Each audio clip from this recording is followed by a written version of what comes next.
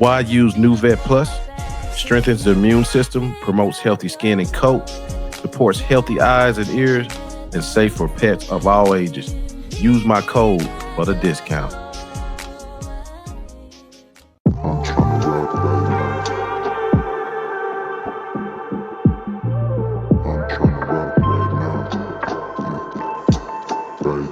Welcome to NWA Cane Corsos Podcast, where we talk all things dogs.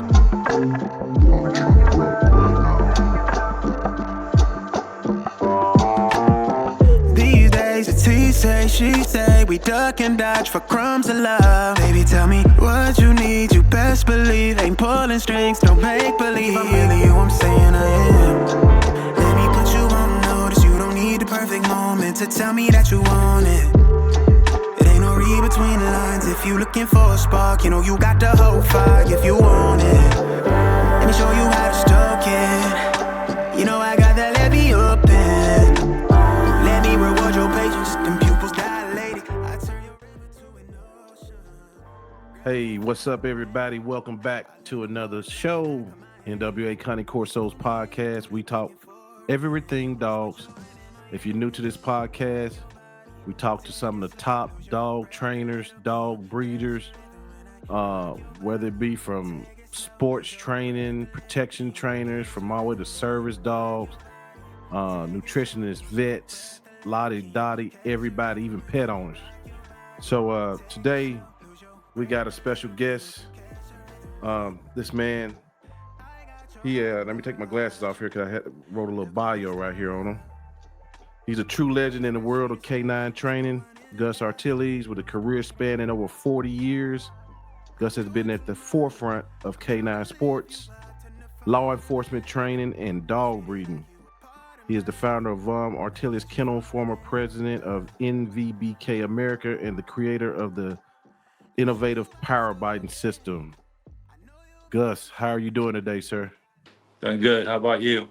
Man, I am in it to win it. Yes, sir. Gus, you where do you reside? I'm in Live Oak. It's in North Florida. North Florida. Okay. Right off of I-10 there between Tallahassee and Jacksonville.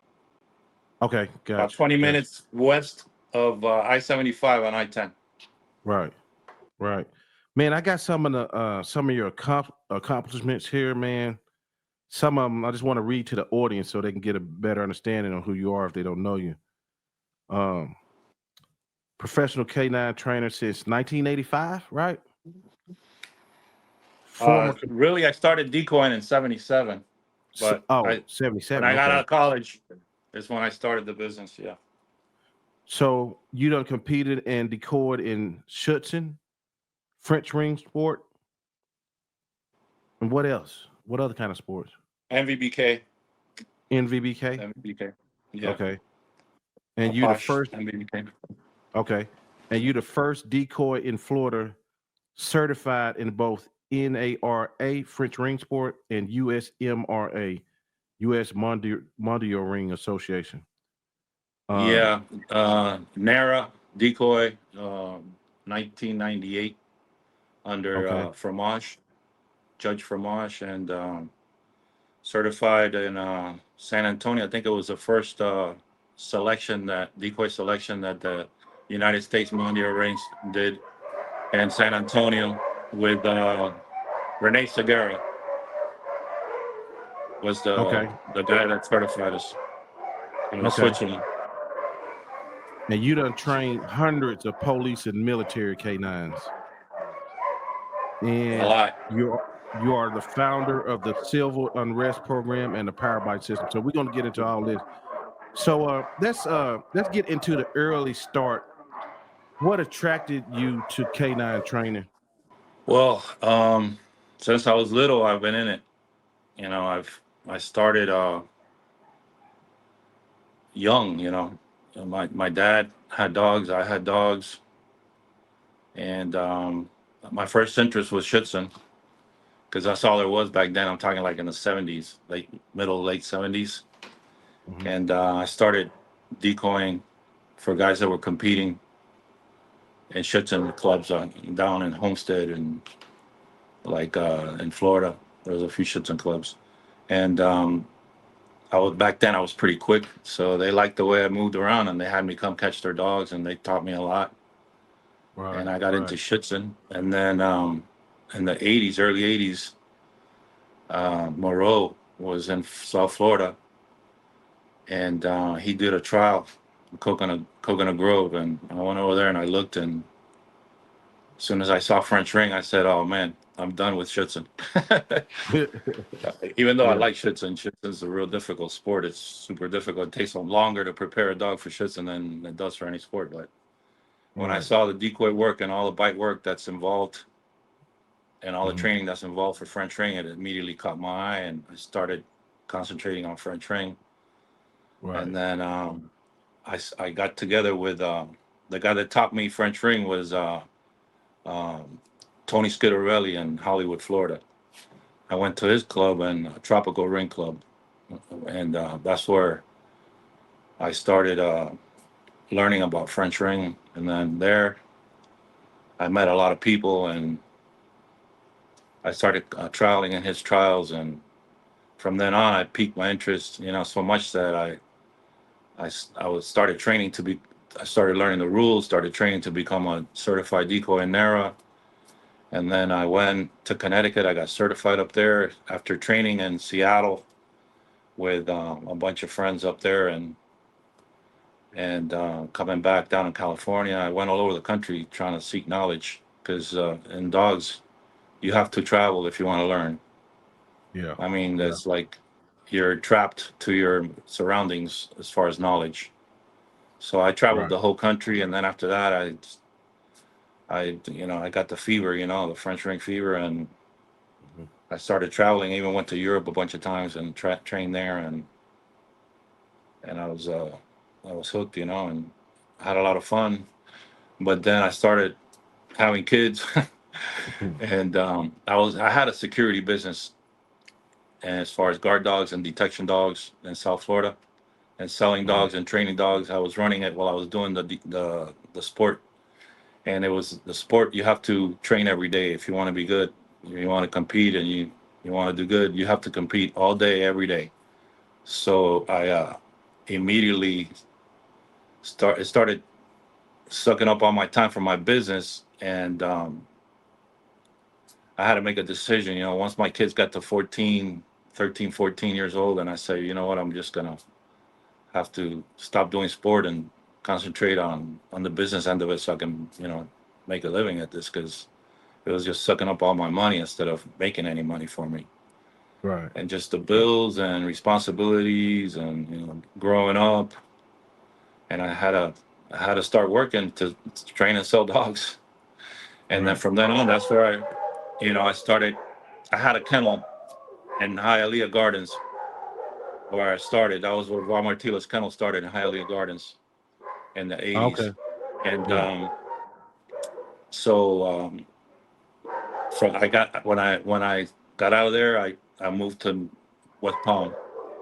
Then I met a bunch of nice people up in West Palm, that wanted me to go up there because we were forming a ring club. And I moved up there, and then I moved my kennel to Loxahatchee, the acreage area in West Palm Beach. And there, I was there many years training, and I met a lot of people. I really established my business there and made all my clientele there. And I trained and sold a lot of dogs there. And we had a big club, with a lot of people coming to train. And we used to have cars parked around. I lived in a corner lot. There was cars parked all the way around the property on Saturdays, everybody trying to get in there to work.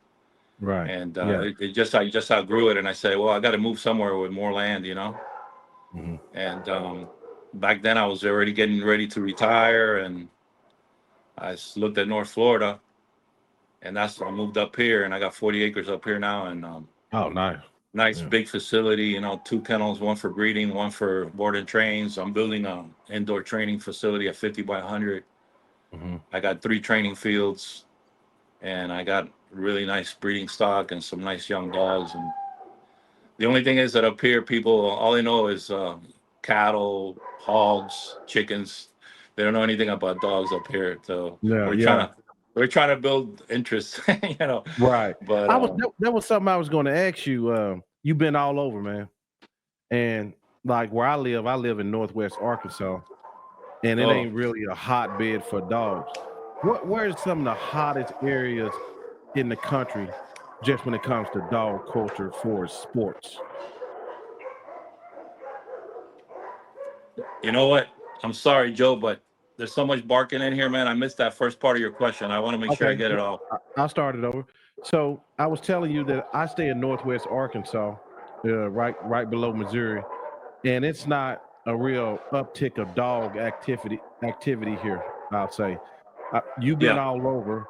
Where have you recognized in your experience more like hotbeds in the country when it comes to dog sports? And I tell you what, the big cities, if you're a trainer in a big city, you have a big advantage because there's more interest, and there's more people with dogs, and plus you need to have protection dogs there's more crime, so there's more focus on personal protection dogs, dual purpose of guard dogs and personal protection dogs to guard your home when you're not home, and your business. There's more interest and there's more people, and you get more clientele. But when I first moved to West Palm, everybody was into pit bulls, and the usual Dobermans, Rottweilers, and stuff like that. Nobody had really like the Dutch Shepherds, the Belgian Malinois, the German Shepherds, the people, the dogs for police work, personal protection sport, like that. And once we were there 5 years, I mean, it took off. At the beginning, there was nobody, but then it took off, and everybody was buying the dogs. And all you see now in Palm Beach County, when I got there was nothing. Now all you see is ring trainers, sport trainers. A bunch of ring trainers moved there, but I had the first club there, and everybody from that first club at one time there were 7 ring clubs from NARA in Florida.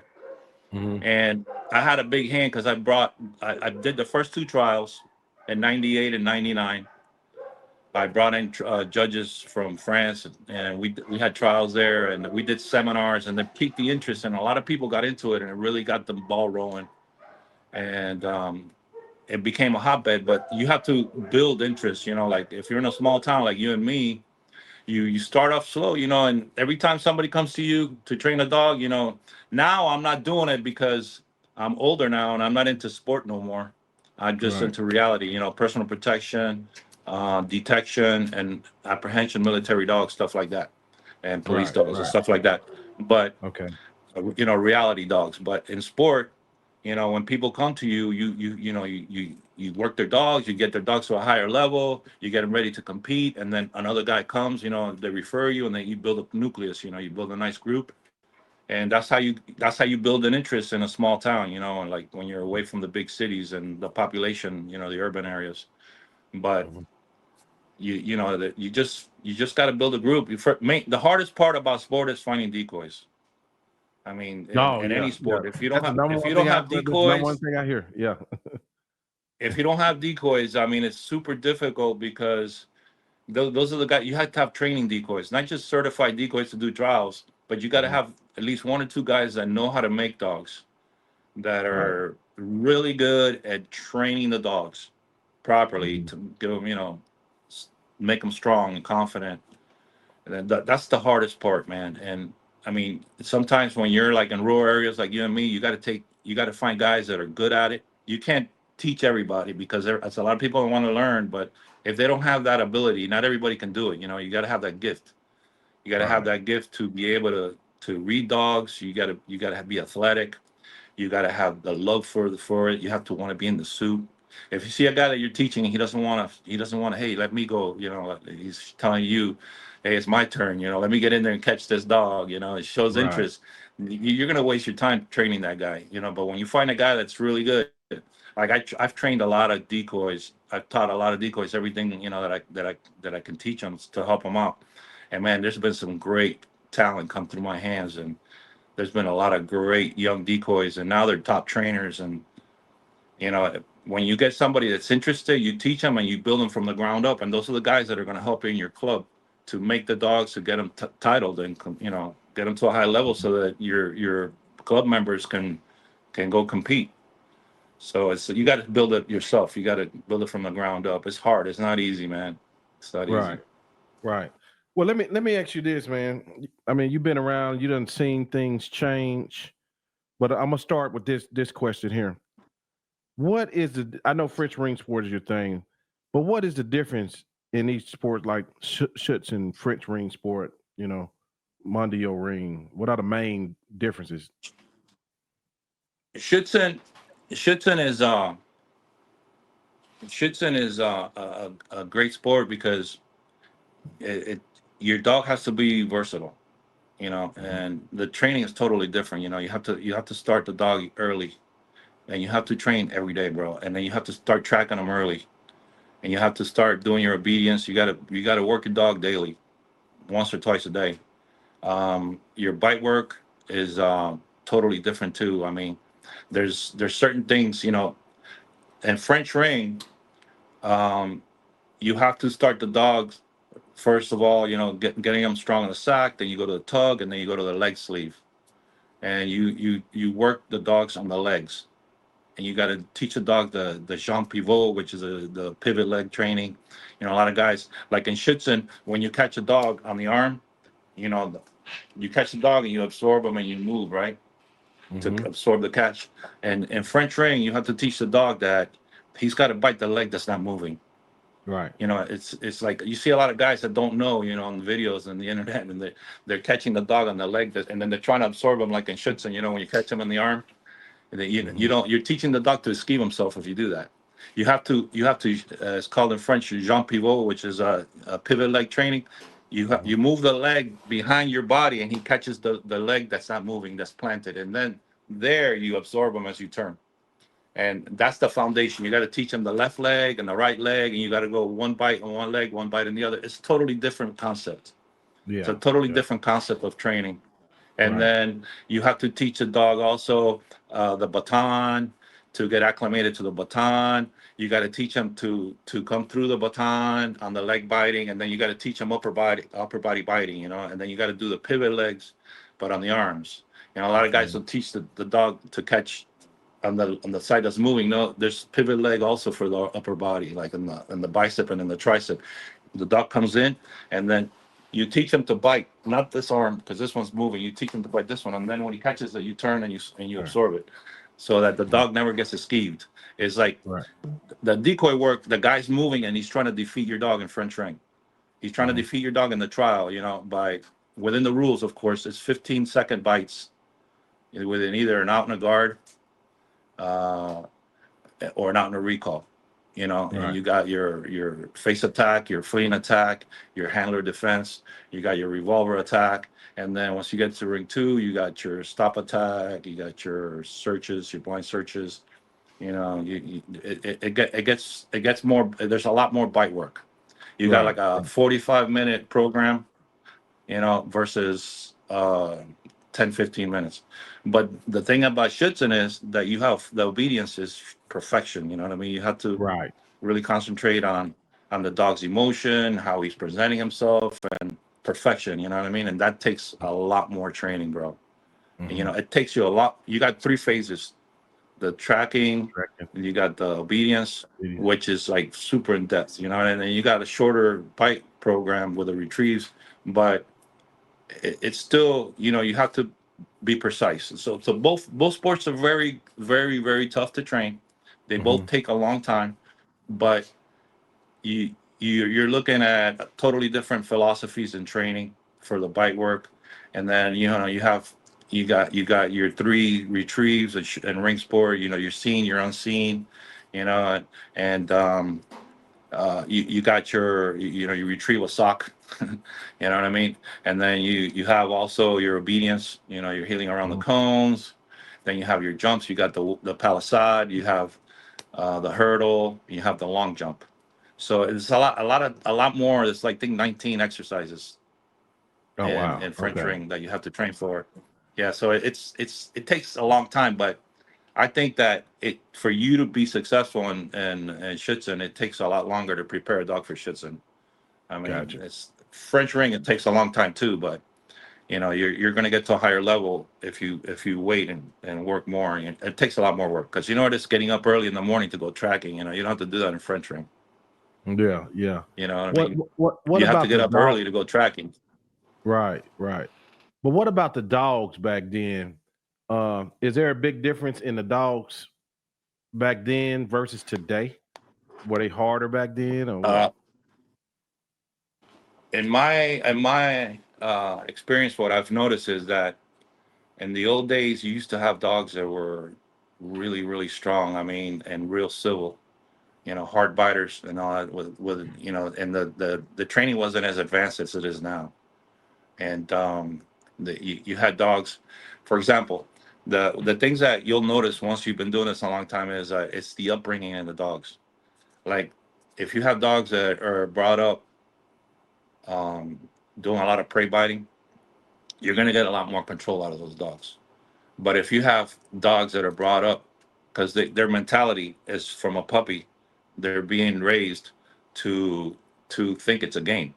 You know, okay, I'm going to go bite the guy 15 seconds, but after that 15 seconds, there's going to be an out in a guard or an out in a recall. You know, it's a game. You could do batons, you could put pressures on them as a decoy and a suit for French ring and all that, but it's a game. You know, it's prey biting. If, Mhm. for example, like if you do like KMPV bite work or reality stuff like what we do, is the dog's doing all the work. He's going to the decoy and he's bringing the fight to the decoy. He's not the Mhm. decoy is just backing up and absorbing everything. Mhm. And then as the dog gets stronger, he acts like he's hurting him, and the dog gets bigger. You know, his confidence, his heart grows, his mind, everything, and his power and bite. So it's a different mentality you're raising the dog with.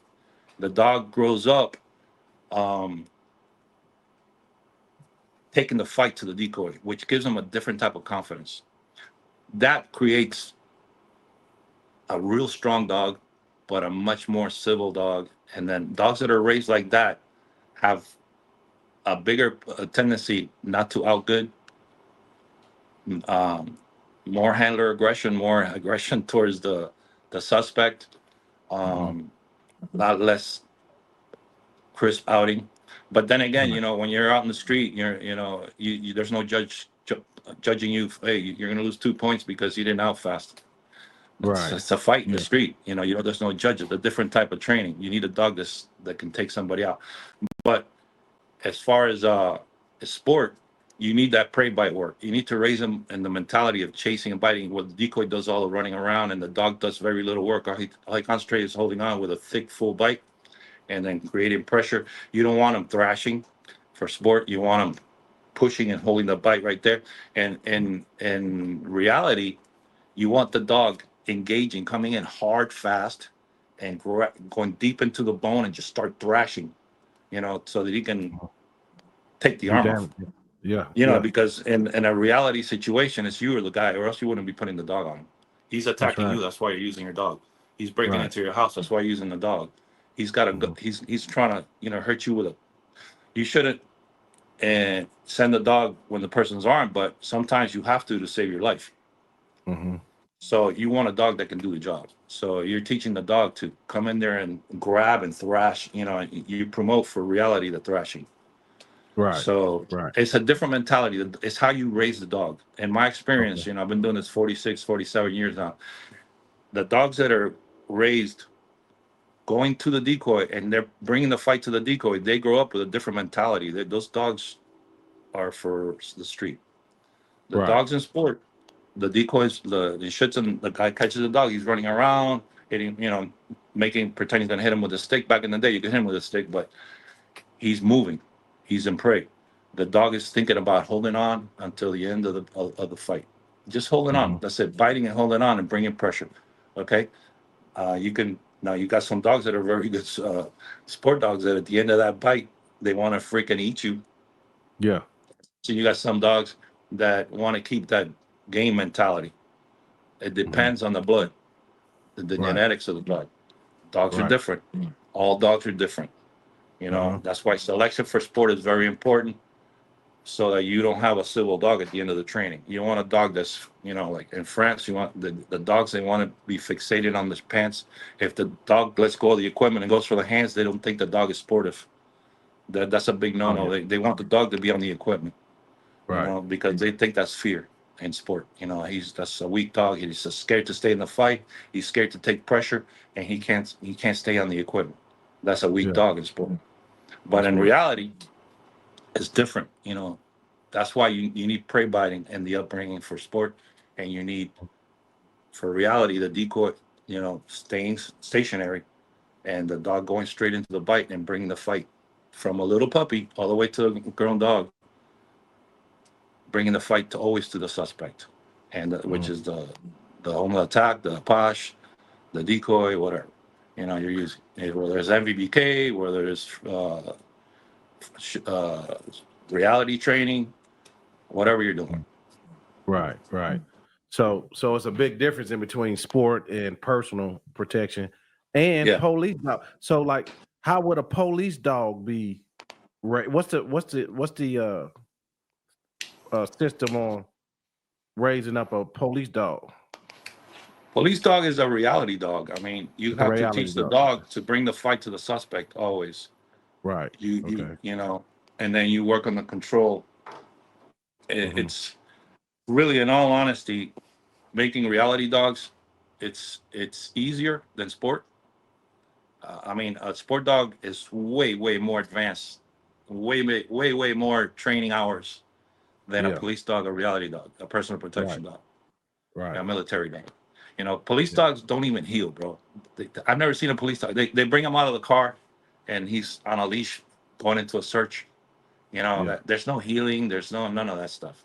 There's no outing. I mean, after he gets a bite or two, they most of the times they get ripped off the bite. Some's out, but some don't. And you have a great dog that's already, into predator mode. Right. So, but in sport, it's totally different, bro. Yeah. So this is a great thing about you. So you learn, a lot about all these disciplines, and you breed dogs. So what are things you look for in a selection of dogs? Are you even worried about them as puppies, or things you see? Okay. Right now, I'm not. I don't do sport no more. Mm-hmm. I mean, I love sport. The thing is that it just doesn't interest me anymore because I don't know. It's been a while, and I'm already 64 years old, bro. 64. That's a young man's game, and I did that already in my past. I mean, I did that 30 years ago. Last time I did it. Now my thing is just selling and training dogs.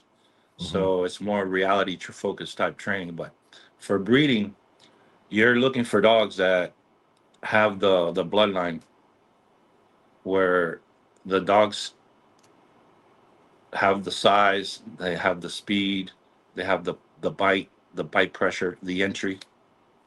Mm-hmm. They have the heart. They're good with gunfire. I mean, they have good hips. They have the health. It's everything. You got to screen them completely.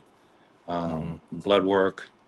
You got to screen them completely, right? And then and then the breeding is super difficult because the problem that a lot of people in sport make when they start breeding is they see a dog that's a great dog, that they like the qualities of the dog, and they say, "Oh man, that would make a good stud dog." Yes and no, maybe. Because out of 100 dogs that are awesome, that you look at and you say, I'd like to breed my females to that dog, 1%, 1 out of 100 is going to produce. There you got awesome dogs that, in my experience, that are super strong, super powerful. You breed them, they don't produce. But when you find that 1%, that can breed a monkey, and you get an awesome Dutch Shepherd or a Malinois every time you breed them. Mm-hmm. You can breed them to a cat, and you're gonna get awesome Dutch Shepherds, awesome Malinois. Yeah, that's the one that you need. That's the one that you need, and that's the one. And it takes a while. You got to find that prepotent male. That's what I was about to ask you. That's the trick. That's the trick in breeding. Yeah. That's the trick in breeding. But you have to be like a scientist and experimenting. Where is that dog? Who is that dog? Once you get them, don't sell them, because you're gonna go through you're gonna pull your hairs out. You see, I'm bald. You're gonna pull all your hairs out trying to find that dog again. Yeah. That's the thing about breeding. So if you're breeding for working, for reality, which is your question, right? Yeah. Now you could be breeding for example, for pit bulls. You could be breeding for Rottweilers. You're looking for companion dogs, personal protection dogs. Okay, it doesn't really matter that much because you're going to get 1 or 2 dogs that are good out of a litter of 10, and the other 7 or 8 are going to be companion dogs. But there's going to be that one, out of that litter that's going to be awesome, and that one, could be a good dog. But when you're doing volume and you're doing a kennel to breed and sell, like we're training to sell military dogs to the DoD, right? So you need to have consistency. You need to have uniformity. You got to have that prepotent dog that has that genetic ability to throw himself and outdo himself. Right. That's the trick for reality breeding. That's the trick. And then if you're doing other types of breedings, which is not for working and producing reality dogs, okay, you can breed to a great dog and you'll get a good dog. But if you want to get like 3, 4 out of the litter that are going to be freaking phenomenal, you're not going to get them all that are great. I mean, like, yeah, there's no selecting dogs. There's no selecting puppies either. I mean, whoever tells you, I can select this puppy and this, I'm going to tell you, this is the one that's going to be good. You gotta watch them and hold them. No, you got it. The only way to select select puppies, test puppies. You can't test puppies, bro. It's like it's like trying to win the Florida lottery. Right. It's not predictable. You have to work them all, and as you work them all, you say, "Oh, this one here, he might be dual purpose. He's got an awesome bite, awesome hunt drive, and he won't give it up." And then this one here, the bite isn't that good, but his hunt drive is phenomenal. Good candidate for detection. You start making notes, and as the months go by, once you get to like 5, 6 months, 7 months, 8 months, after teething 10 months, then is the only time you're going to know which puppy out of that litter is going to be good for dual purpose police apprehension, detection only, personal protection. Maybe the dog is great at biting, has awesome size, he's beautiful, but he's not good in hunt drive or retrieval. Right. Right. Personal protection. Then you got a dog that's antisocial, but awesome bite, a beast. He could be a great dual purpose dog. That happens a lot here, but he's too civil, bro. He's not going to be good in a home with or with a cop or with a soldier. He's not going to be a good companion dog either. That's the guard dog. Right. He needs to be in a junkyard protecting boats, protecting cars at night from burglars. Yeah. That's the thing. You know what I mean? And you got to wait. You got to work them, and then that's the only time you really know which dogs are good for what. Gotcha. Yeah. In today's over time, right? Just training dogs in general. This is an in general question. Are the techniques and methodologies in K9 training, have they improved to you? Or did y'all kind of like have a better deal back in the training? The training now has evolved. I mean, it's to a level that's never been before. I mean, the trainers now, there's a lot of awesome trainers, bro. There's great trainers in the world and in this country. I mean, the level of the training and the decoy work is through the roof. And I think through social media and everything, there's a lot more interest and a lot more knowledge being passed. You know what I mean? And it's definitely higher now. Yeah, and the dogs have to be at a higher level, and they have to be better, right? And common sense would tell you that. Right. So yeah, it's much better now than before. So where do you stand on? Okay, this is a big subject on my show, as far as just practical obedience. Let's say for families, and what are your thoughts on training dogs for families, but sending them home trained on e-collars? You know what I mean? instead of bro, I mean, an e-collar is a phenomenal tool. I mean, see, they're everywhere in this office. Over there, there's 3 sitting down on that table over there. I mean, without e-collars, if you're not using e-collars, you're not a dog trainer. You're like, look, let me explain something to you. There's some dogs that you can teach with treats. There's some dogs that you can teach with a leash, with compulsion, through motivation, luring, this and that. But when you're talking about working dogs, dogs that are being used by the military, dogs that are being used by people for personal protection, dogs that are being used for police work, dogs that are being used for detection in the military and in services to protect airports, to protect humanity, bro. Those dogs get strong. Those dogs get rebellious. There's a phase in their progress in the training that they get rebellious. They get downright dominant. If you don't have a good system, of e-collars to teach them correctly, hey, this is acceptable, this is not acceptable. It's about respect. Obedience training is all about respect. The dog has to respect you. If the dog does not respect you, he's not going to listen to you. You can't teach respect with treats. You can't teach respect with, oh, you're a good boy.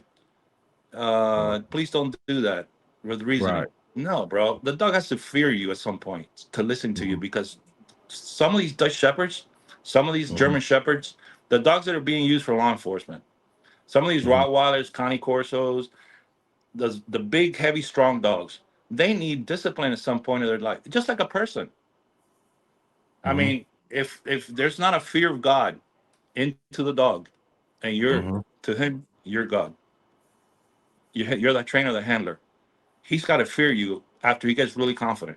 Especially with my system, a power biting system, the dog becomes a NASCAR doing 200 miles an hour. When he's fully grown, fully developed, at 2 years, 2.5 years, smashing into a wall at 200 miles an hour, and that's the decoy as a wall. Those dogs, they become predators, bro. And if they don't respect you, they're gonna bite you. You have to teach them, hey, you need e-collars. E-collars are fundamental for training canines. I mean, it's like what's happening in Europe with the e-collars is a big problem. They're not gonna have good dogs. I mean, you can't control a strong dog without e-collars. The only thing they respect is electricity. When they get really powerful, no electricity, no respect. Period. Point blank. That's the real reason. You need e-collars. Respect. Okay. So let me ask you this, because you mentioned something I want to talk about. And this is something you invented. The power biting system. What can you explain this to us? Sure. Since when I started coming up, I did Schutzhund first, French ring second. Then I started going to Belgium and the Netherlands and started seeing the NVBK dogs and the KMPV dogs. And I said, whoa, wait a minute here. There's a massive difference between the French ring dogs. French ring is awesome. And the Schutzhund dogs. The NVBK dogs and the KMPV dogs are at another level, bro. They're bigger, stronger, harder biting, harder hitting, better agility, better training, better control. NVBK is super difficult to teach, bro. It takes forever to teach a dog. It's like mondioring. There's different scenarios. It takes a lot longer to train one of those dogs. And the hardest biting dogs, the biggest dogs on the planet, are in Belgium and in the Netherlands. Okay, those guys are the best. Okay, there's no going around it. If you don't understand that, I'm sorry. You need to go there and you need to look and compare for yourself. Okay, those guys have the best dogs. So it's for a reason. They know what they're doing. They've been doing it a longer time. And yeah, come in, bro. So what was the second part of your question again, buddy? Well, yeah, I was just getting you to just to break down that your power biting system, Right. and why So did you invent it, and what is it so about? after going all those places and me not doing sport no more, and then wanting to start a new system of reality, take it to another level of reality training, I started thinking about what are the best exercises in each sport in Schutzhund, what are the best exercises in French ring, best exercises in NVBK and in KMPV to produce a reality dog. Mm-hmm. And then what do you need in reality? You don't need object guarding because you're not going to do that in the streets in New York City or in Miami. Mm-hmm. You're not going to need um, uh, jumping in a canal and retrieving a big article.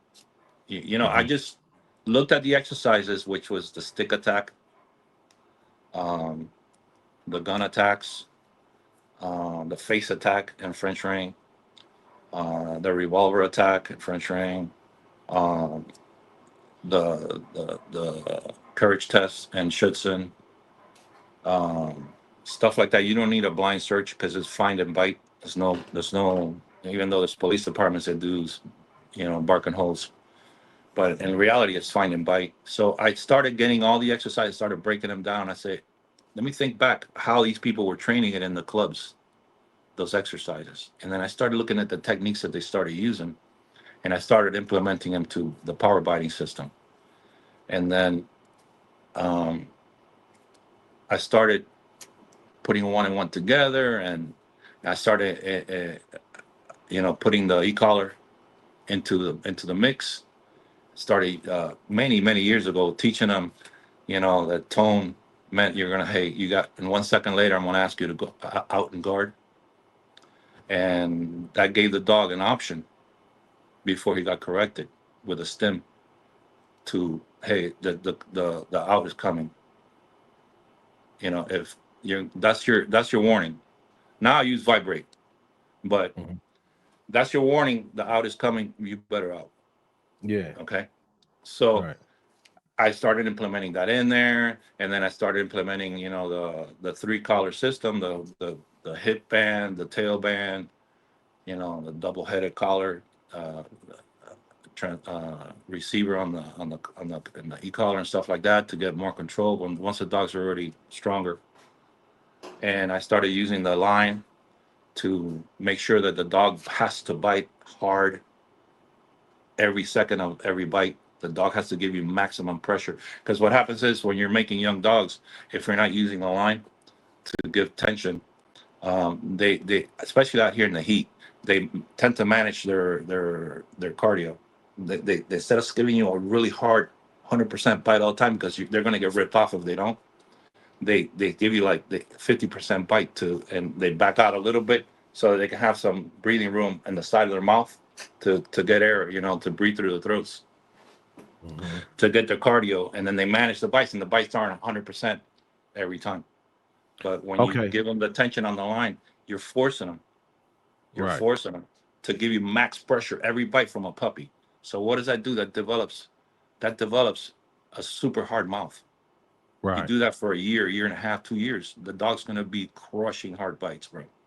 Right. Okay. There's a lot of techniques that I put in there, like holding the dog back, making sure he's got to pull before you let him go, create entry. Um, as soon as the dog comes in and bites, you try to rip him off the bite with the long line to that makes him, instead of coming in straight, it makes him have to come down and bite like this, because if not, he'll get ripped off. And then Mm-hmm. the entry bites are like way harder, and it feels like a sledgehammer when they come in. And those are Right. techniques that I put into the power biting system Mm-hmm. that I started teaching the guys who were training with me in my clubs. I mean, they all saw it because that's what I use from French ring days Okay. since So the yeah, that 80s. that explains what I seen you doing on YouTube. I see you walk up that line, putting the Yeah, tension on that line. Yep. Okay. yeah. I'm trying to Yeah, keep the yeah. mouth I from. understand that I'm now. I'm trying to I'm trying to make I'm controlling the bite pressure in the dog's mouth with the line Mm-hmm. when Mm-hmm. I do that, Mm-hmm. because I want to really control that. And then after the dog shows me that he's got real strong bite pressure, and very good entry. Then I go to the bungee. And then when I'm in the bungee, I used, like, for example, the farthest that the bungee goes, okay, I'm right there, so that he has to push. He feels the tension on the bungee right here the most. And to get to me, he's gonna miss, because the bungee's not gonna let him, right? Mm-hmm.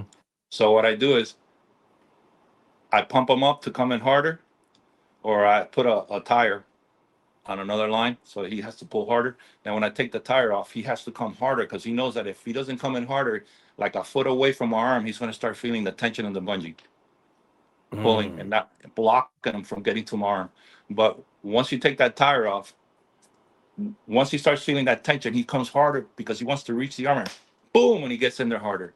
And then I create entry there. I start teaching entry on the bungee. Once the entry is really good, then I teach the dog the out, the guards, and the escort right there in the bungee, right away, all in one exercise. Like it's like it's like a concept training. I call what I call concept training is where I'm teaching the dog to do many things in one bite. It's like a fun game for him, you know. I mean, like, as soon as he outs, he gets another bite right away, boom, because what he wants to do is bite. You know, if the dog outs and as immediately you give him another bite, he's gonna out the next time, because he knows that if he outs, you're gonna give him a bite. So what are you doing? You're teaching him the out, and then as he gets really good at that, you wait a second, and then you give him the bite again. Then you wait 2 seconds, you give him the bite, and then before you know, you have him doing a 10-second guard, or as long as you need him, and he's just waiting for you to move. To get for the escape bite. But as I'm teaching that, I'm teaching sharpness, I'm teaching close guarding. As I move back, he gets in closer and he's guarding close to me. And I'm also teaching the escort. I'm moving him back, I'm moving him up to the sides, and I'm teaching the escort immediately. You know, on the bungee. Once he's been doing the bungee like 2-3 weeks, I already have him doing out guards, escorts, hard entries, hard escape bites. There's many techniques that you could teach the dog to get him to a higher level. You know, and it's all in the foundation right before he's a year old. Now you have to do this like after he teeths, because that's another thing. That's another thing. A lot of people break a lot of dogs during teething, and then they because some dogs, once they get to 4.5 months, they start teething, right? And then they go through these phases mentally where their mouths are hurting, bro. Their jaws are hurting. Their teeth are moving. They're losing their baby teeth, and they're getting their milk teeth, and they're getting the adult teeth coming out, and that's painful. Some dogs can take it. I work all the time here out of my litters. There's always 1 or 2 dogs that are dinosaurs. They don't care. The teeth go flying, the blood everywhere, and they're still coming and bite. You know, they're beasts. But some dogs that turn out to be great dogs later aren't like that. They're more sensitive, and you have to wait for them to come out of that phase. It takes 2.5 months until they're 7 months. They stop teething, and then you got to give them another month and a half to get to the strength level that they were before they started teething. But a lot of inexperienced trainers, they see a dog losing their bite intensity when they're teething, and they say, "Oh, this dog's crap," and they junk the dog, they scrap the dog, they don't work with them no more, they don't give them a chance. Or they break them because they try to put more pressure on them to get them to do better, and they don't understand. Hey, the teething phase is a very, very important part for the trainer to be very patient with the dog. Especially in bite work. You have to be patient. You have to wait for the dog to come out of it, and then you can start picking up where you left off. You have to wait. You might have to go back to the sack during that phase if he's real sensitive. Doesn't matter. But you have to keep him biting. A lot of people put him up. That's good. That's good. But I don't do that because I like to teach the dog adversity. I don't baby the dogs. If you baby the dogs, at the end of the day, you're going to have a baby dog. A baby mentality. No discipline. Part of discipline is teaching them adversity. So if the dog is feeling discomfort, but at the same time he's biting something soft and he's having fun, he's showing you he's having fun, you're teaching him to deal with adversity as he bites that sack, right? You're mentally, you're helping him to overcome psychologically to be a better, stronger dog, and the end result, which is what we look for.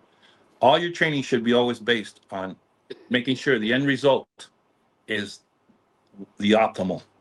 You do everything in your training thinking about, hey, is this going to be beneficial to my end result that I'm training for? Mm-hmm. That's the number one thing you have to always keep in mind as a trainer. So teething phase, super important to be patient. So you get your dog, you move them along. Very important in the power biting. Right. Some of the dogs that don't, you have to keep them biting because this is another reason. Bite pressure. If you put the dog up during teething, you're going to notice that he's going to lose a lot of bite pressure when he comes out of it later at 7.5, 8 months, and 8.5 months. When you start doing bite work again, you're going to notice the bite pressure is going to lack. And then it's going to take you a lot longer to get it. And some dogs, through experience, I'm telling you, been doing this 46, 47 years, are not going to ever get it back. But you're going to have a dog that is going to have extreme bite pressure if you do keep working them through teething. And it's good for them. It helps them get rid of the baby teeth, the milk teeth. And it's great for their jaw movement, and it's great to get rid of that blood flow. It's great to get rid of the pain, and they really get into it if you really know how to work it. Right. But it's very important through the teething to be very patient because not all dogs can do it. You know what I mean? So you have to wait, and there's a lot of dogs that can't do it during teething that become great dogs later. That's why you have to be patient. Yeah. You know what I mean? Right. So that's important in the power biting system because we do a lot of bungee work too with puppies. There's not just, flirt pull work. There's not just tug work, sack work, puppy sleeve work, a lot of the other stuff in the bite work that you do, teaching them the baton, the gunfire, stuff like that. That comes later. But it's very important, for the puppy, for the power biting, and then to get back into the tension part of it.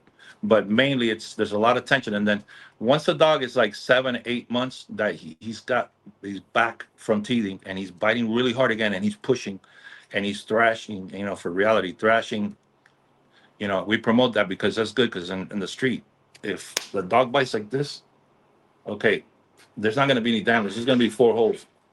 But when it's you against the person, somebody's coming to do you wrong, it's your wife with that dog, and you got 2 guys that are trying to hurt her and break into your house. You want that dog to handle business. You want that dog to go like this and take the arm off if you have to. Yeah. You know what I mean? And it'll come off because it's like a hot knife going through butter.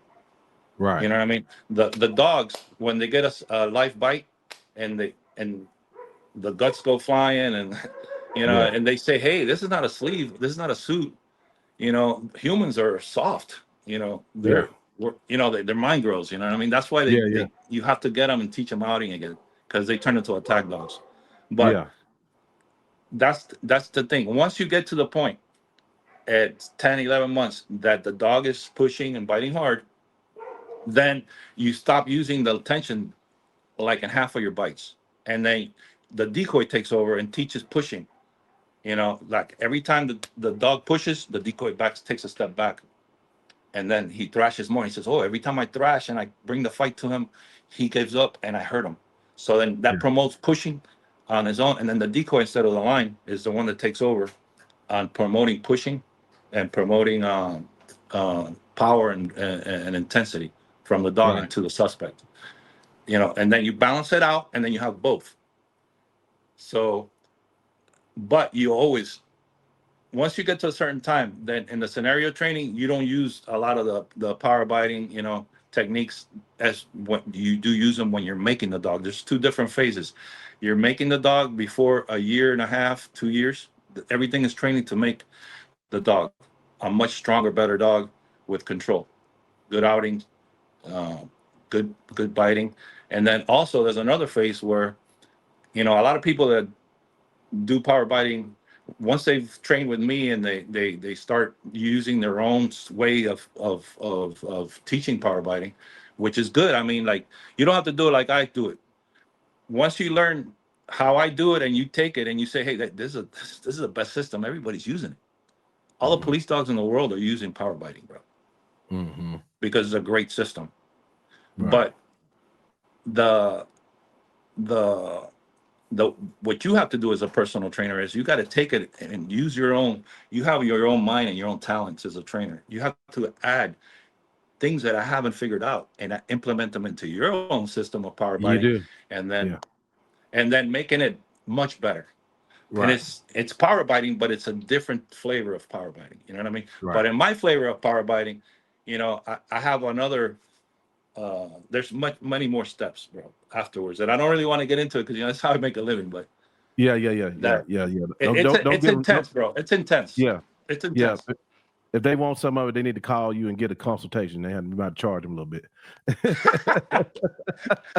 But let me ask you this, because this is another topic on my show that kind of raised eyebrows. I got people kind of divided on it. A reality personal protection dog, just say for the family, right? Should you ever have to put that dog up from company, family, or anything like that when they come over? Or what are your thoughts on that? It depends on the dog. Okay. It Good. depends Yeah, on the good. dog. Good In answer, Europe, yeah. most dogs, Malinois and Dutch Shepherds, Yeah. they live in a cage in the back. The houses Right. are long and narrow. The yards are like real narrow. They're like real Right. narrow, like 50 feet wide, but they're like about 200 feet deep or 200 yards deep.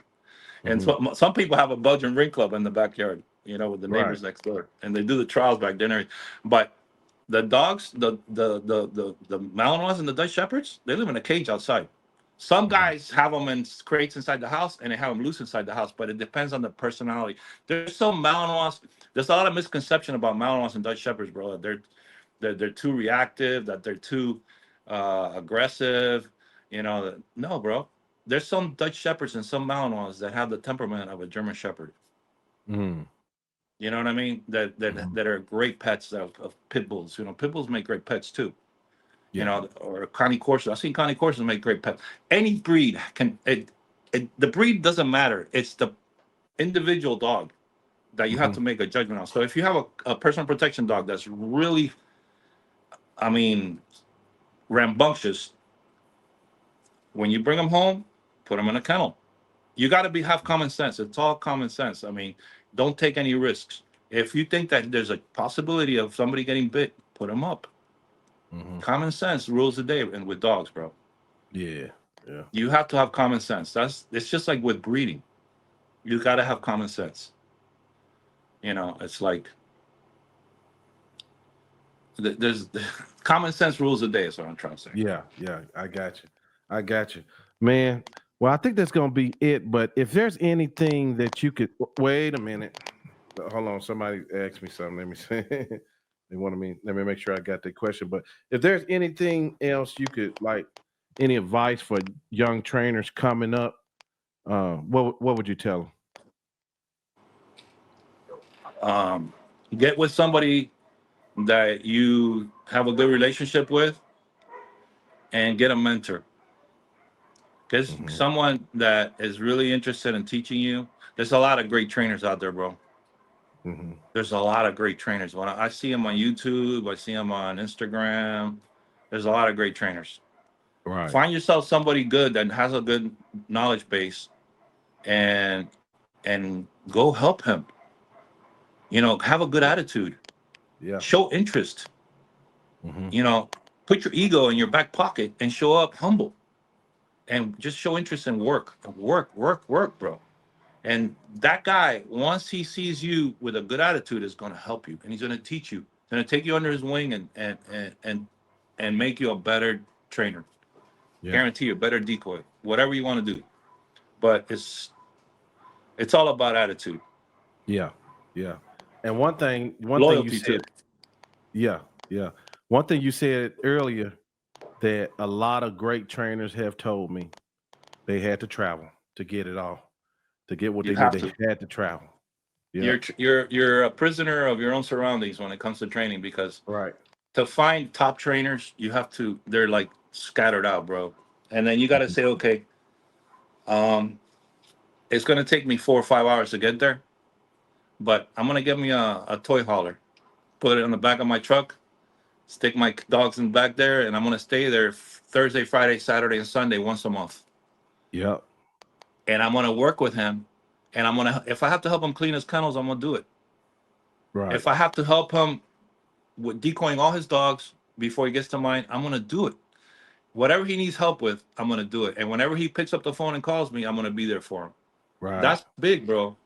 Yeah. That's big. That goes a long way, because when guys that have the knowledge, they're not gonna give it up just for anyone. They're not. Yeah. Yeah. You know, because knowledge is money nowadays. Yeah. So they're not gonna give you the knowledge that they're selling for big money for free. But if you're willing to help them work their dogs, I'm sure that they're gonna open up to you and teach you what you need to know, and help you always. And you make a relationship. I have guys that I'm friends with for life since I met them in the dog world.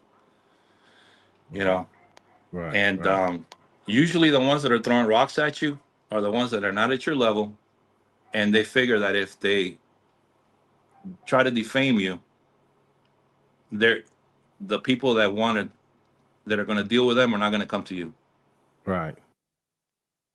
Which is a lot of that in the dog game. It's a lot of So those guys you don't make relationships with, but right. You know, you don't have to make enemies either. I mean, if they call you, you talk to them, you deal with them, and you forgive and forget. You know what I mean? Because we grow up, we become adults. That's right. And we learn from our mistakes. If I made one with you or you made one with me, we learn from it, we move on, bro. That's right. But your attitude with someone that's going to teach you is super important. Yeah. And especially if someone is trying to teach you something and you're trying to learn from him, you go and do the opposite, the guy that's teaching you is going to say, he knows everything. Why should I teach him anything? Yeah. Yeah. Why waste my Remember time? that. Yes, sir. Yes, sir. Mr. Gus, I sure do appreciate you, sir. Me too, bro. All right, everybody, I'll have all his information in the description. Go follow him. I love your YouTube. I was talking to the co-producer. I was like, look at it, but you had a lot of stuff on your YouTube. People be slipping, man. But they gonna know. Man, I used to have hundreds of thousands of subscribers. Really? And and then one time I went to a ring seminar, because I used to do a lot of seminars before I got retired. Right. And they asked me, how come your club doesn't open on Sundays? And I go, bro, because I go to church on Sundays. Mm-hmm. Dude, I started getting unsubscribed. I think I got like two subscribers now. Really? From I had the first YouTube channel on dogs, bro. Really? I have four YouTube channels. I had the first one in dogs. I used to tell people, hey, go to my channel back in the 80s, and that's the dog you're asking me about. That. So I wouldn't have to send them the VHS and the U.S. Postal Service. Because back in the day, we have to. If you wanted to buy a dog, I had to send a videotape of the dog working, and it takes 3 days to get to you, so you can see the dog, and then we can continue the sales conversation.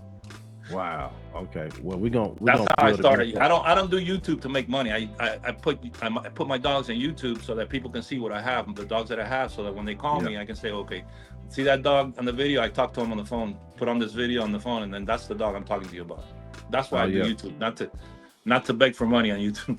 Yeah. Well, I've been on YouTube 2 years and I still can't find the money on it. But yeah, man, I appreciate you. But we have everything linked, and man, thank you so much. You too, Joe. Good talking to you, man. The best of luck to you, man. Blessings to you and your family. Thank you, sir. All right, likewise. Take care.